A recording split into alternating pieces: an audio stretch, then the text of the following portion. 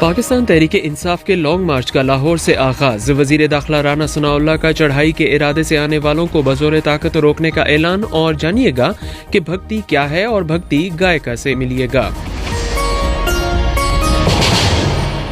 یہ BBC Urdu service ہے. عبید ملک سے خبریں سنیے.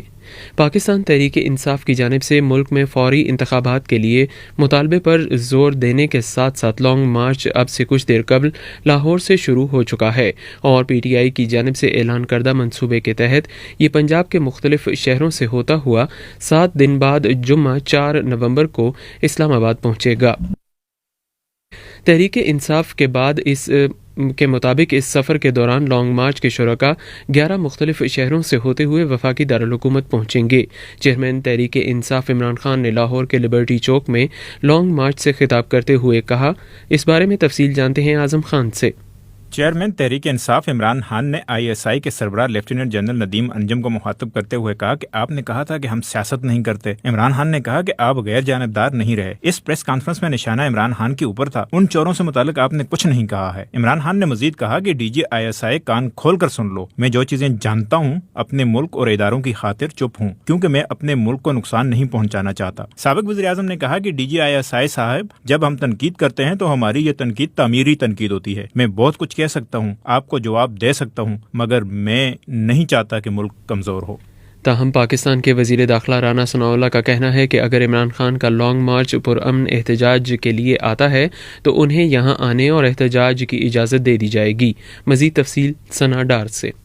رانا ثناءاللہ نے واضح کیا کہ اگر وہ چڑھائی کرنے کے لیے آ رہے ہیں تو انہیں اس کی اجازت نہیں دی جائے گی. انہوں نے تنبیہ کی کہ امن و امان کی صورتحال خراب ہونے کی صورت میں انہیں پوری طاقت سے روکا جائے گا. دوسری جانب پاکستان تحریک انصاف کے سینیٹر اعظم سواتی نے کہا ہے کہ ISI کے چند لوگ ملک کے سیاہ و سفید کے مالک ہیں. اسلام آباد میں پریس کانفرنس کرتے ہوئے اعظم سواتی نے کہا کہ ملک کا کوئی ادارہ ان چند اشخاص کی بلیک میلنگ سے بچا ہوا نہیں. انہوں نے کہا کہ وہ army chief general Qamar Javed Bajwa سے درخواست کرتے ہیں کہ وہ اپنی ریٹائرمنٹ سے قبل ISI کے پولیٹیکل ونگ کو دفن کر دیں. انہوں نے یہ بھی کہا کہ یہ اشخاص ہماری بہادر افواج کی نشانی کے علمبردار نہیں بلکہ یہ پاکستان کی ذلت کی ذمہ دار ہیں.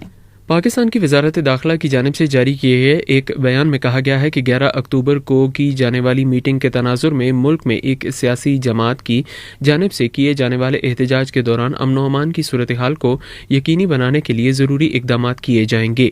مزید تفصیل ذہن خان سے.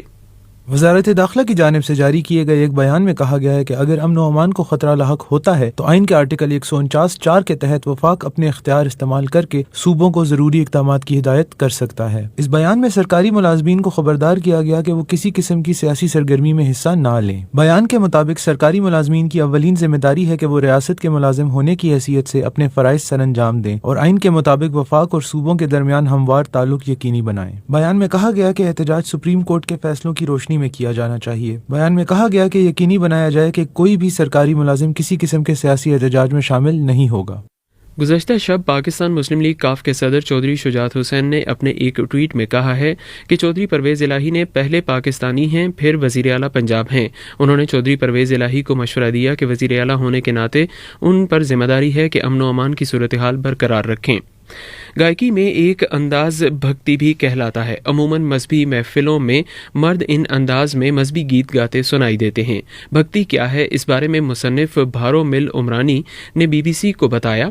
بھگت نے کہا تم تو کون سی کمیونٹی کے ہو, کون سے علاقے کے ہو, لیکن آپ آؤ میرے ساتھ بیٹھو, آؤ بھگوان کا نام لیتے ہیں, آؤ خدا کا نام لیتے ہیں, آؤ انسان کی سیوا کرتے ہیں, خدمت کرتے ہیں.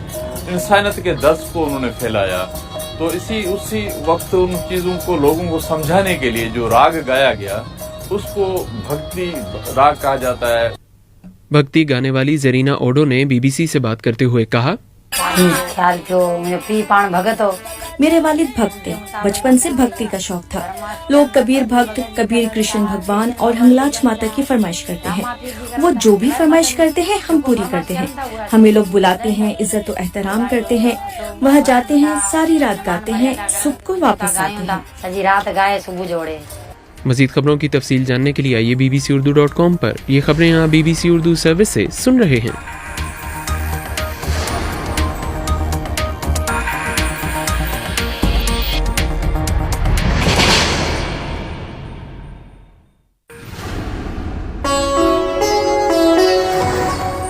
BBC ग्लोबल न्यूज बीट आप हर शब 8 बजे से सुबह 1 बजे तक हर घंटे के बाद हमारे पार्टनर FM रेडियो चैनल्स पर सुन सकते हैं। 2.5 मिनट पर मबनी ग्लोबल न्यूज बीट में एंटरटेनमेंट, साइंस, टेक्नोलॉजी और स्पोर्ट्स के अलावा मुल्की और बैनुल-अक़वामी खबरें शामिल हैं। ग्लोबल न्यूज बीट बिलखुसूस नौजवानों के लिए तरतीब दिया गया है। ये खबरें आप BBC उर्दू सर्विस से सुन रहे हैं और अब बुलेटिन में शामिल करते हैं कुछ और खबरें। इंसानी हुकूक के निगरान इदारे एमनेस्टी इंटरनेशनल की जानिब से जारी एक हालिया बयान में कहा गया है कि ईरान में जारी मुजाहिरों में पुलिस की जानिब से फायरिंग की वजह से गुज़श्ता 2 दिनों में अब तक 8 अफराद हलाक हो चुके हैं। मज़ीद तफसील जानते हैं रुबाब बतूल से। इंसानी हकूक के निगरान इदारे एमनेस्टी इंटरनेशनल की जानिब से जारी बयान में मजीद ये भी कहा गया है कि ईरान की मौजूदा सूरत हाल पर अक़वाम मुत्तहिदा के इंसानी हकूक पर नजर रखने वाले इदारे का इजलास होना निहायत जरूरी है। दूसरी जानिब ईरान में इंसानी हकूक के मामलात की निगरानी करने वाले अक़वाम मुत्तहिदा के नुमाइंदे जावेद रहमान ने एक बयान में इस बात पर जोर दिया है कि ईरान में हालिया एहतजाज और कुर्द खातून महसा अमीनी की हलाकत की शफाफ तहकीकात की जानी चाहिए। अक़वाम मुत्तहिदा के ईरान के लिए नुमाइंदा जावेद रहमान के मुताबिक अब तक महसा अमीनी की हलाकत के बाद से ईरान में शुरू होने वाले मुजाहिरों में कम से कम 250 अफराद हलाक हो चुके हैं। फ़लस्तीन से खबर शामिल करते हैं, जहां से मौसूल होने वाली इतलात के मुताबिक फ़लस्तीनी हुकाम ने इस बात की तस्दीक की है कि मकबूजा मगरबी पट्टी के इलाके नाबलस में इसराइली फ़ौज की एक चेक पोस्ट पर 2 फ़लस्तीनी नौजवानों को गोली मारकर हलाक कर दिया गया है। मज़ीद तफसील सहर बलोच से। इस वाक़ये के बाद इसराइली फौज की जानिब से जारी एक बयान में कहा गया है कि इसराइली फौज की जानिब से 2 मशकूक गाड़ियों पर फायरिंग की गई है, जिन्हें चेक पोस्ट पर रुकने का कहा गया था। ताहम एक और वाक़ये में चंद शरपसंदों की जानिब से इसराइली फौज की चौकी पर फायरिंग की गई थी और इस वाक़ये की वजह से इलाके में तलाशी और गाड़ियों की चेकिंग का अमल जारी था। जबकि अक़वाम मुत्तहिदा की जानिब से जारी एक बयान में कहा गया है कि साल 2022 में गुज़िश्ता 16 सालों के दौरान मकबूजा मगरबी पट्टी के इलाके में सबसे ज्यादा फ़लस्तीनियों की हलाकतें हुई हैं। इदारे का कहना है कि फ़लस्तीन और इसराइल के दरमियान अगर हालात पर तवज्जो न दी गई तो आने वाले दिनों में हालात मजीद संगीन हो सकते हैं। और अब कुछ जिक्र हो जाए खेलों की दुनिया का, तो जैसा कि आप जानते हैं कि ऑस्ट्रेलिया में ICC T20 cricket world cup जारी है, जहां आज मेलबर्न में ख़राब मौसम की वजह से पहले अफगानिस्तान और आयरलैंड और बाद में ऑस्ट्रेलिया और इंग्लैंड के मैचेस न हो सके। ऑस्ट्रेलिया में मौजूद BBC उर्दू के नामानिगार अब्दुल रशीद शकूर मजीद तफसील बता रहे हैं।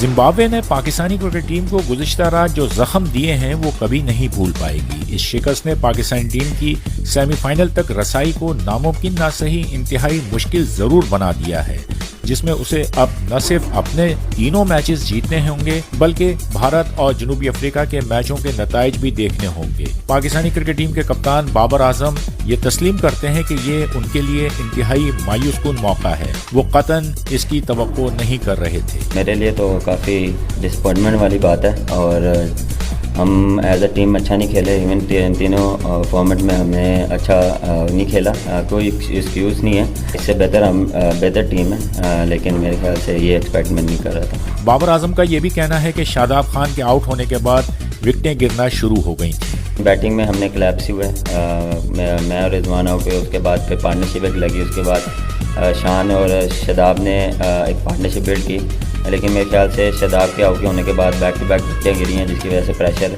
या टीम पे आया। पाकिस्तानी टीम का अगला मैच पर्थ में इतवार के रोज हॉलैंड के खिलाफ है। जिस तरह जिम्बाब्वे ने पाकिस्तान को हराकर अपसेट किया है, हॉलैंड की टीम अगर कोई चौंका देने वाली कारकर्दगी दिखा देती है तो इस पर भी किसी को हैरत नहीं होनी चाहिए। Abdul Rashid Shakoor, BBC, Perth.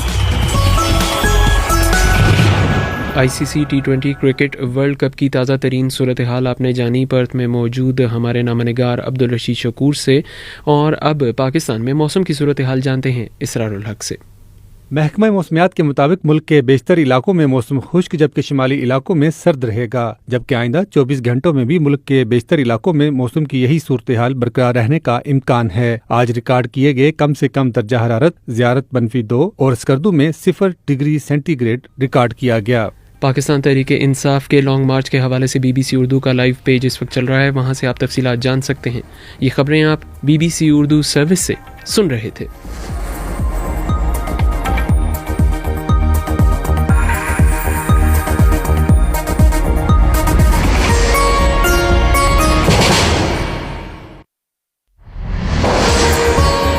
پاکستان تحریک انصاف کے لانگ مارچ کا لاہور سے آغاز. وزیر داخلہ